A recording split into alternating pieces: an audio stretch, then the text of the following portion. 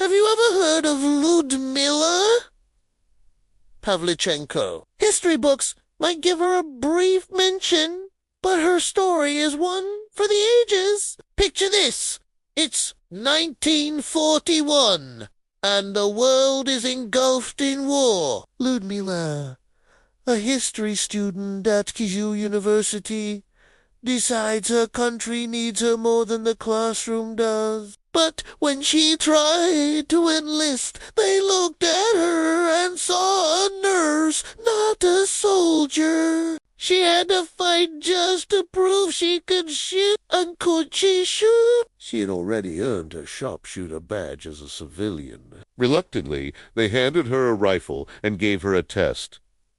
2 distant targets, 2 shots, 2 hits. That was just the beginning. They sent her to the front lines, armed with a Mosin-Nagant rifle. It was brutal, unforgiving terrain. Her first kills didn't come easy. She was frozen with fear, seeing men fall around her. But when a young soldier next to her was killed, something inside her snapped. The hesitation vanished, replaced by a cool, unwavering resolve. She took aim, and from that moment on, she became a force of nature. In the grueling sieges of Odessa and Sevastopol, she didn't just survive, she dominated.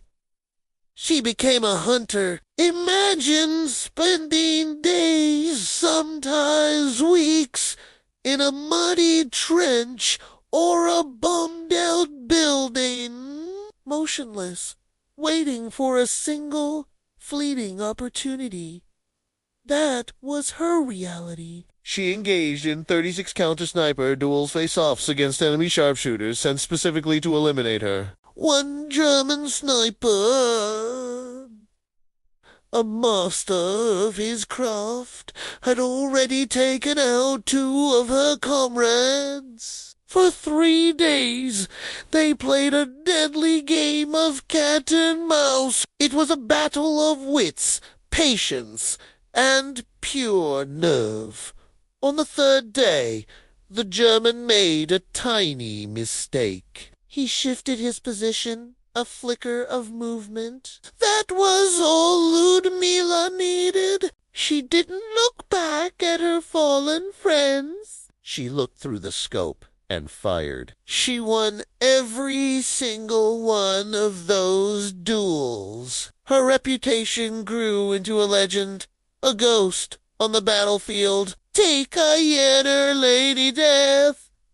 By the end of her service, she had 309 confirmed kills, including those 36 enemy snipers, making her the most successful female sniper in recorded history. She wasn't just a soldier. She was a symbol of incredible resilience. Her battlefield was not just the physical front, but a psychological one, breaking the enemy's morale 1 precise shot at a time. After being wounded by mortar fire, her command decided she was too valuable to risk losing. Her war wasn't over, though. It just moved to a different front. In 1942, she was sent on a tour to the United States, Canada, and Great Britain to rally support for a second front in Europe. She was the first Soviet citizen to be welcomed at the White House initially. The American press was more interested in her skirt and makeup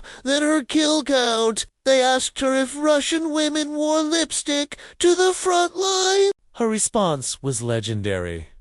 There is no rule against it, but who has time to think of her shiny nose when a battle is going on?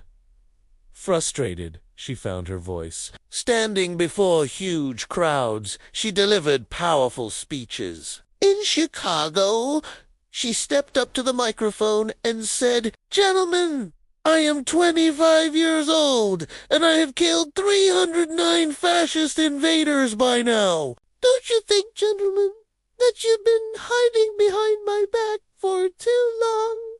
The crowd erupted. She wasn't asking for applause. She was demanding action. She wasn't just a soldier. She was a diplomat, a leader, a woman who refused to be defined by anyone's expectations. Ludmila Pavlichenko's story isn't just about war. It's about a woman who, when faced with impossible odds, didn't look back in fear. She looked forward through the scope and changed the course of history. Thanks for watching. If you found this story as inspiring as I did, hit that like button and subscribe for more tales of incredible people. See you next time!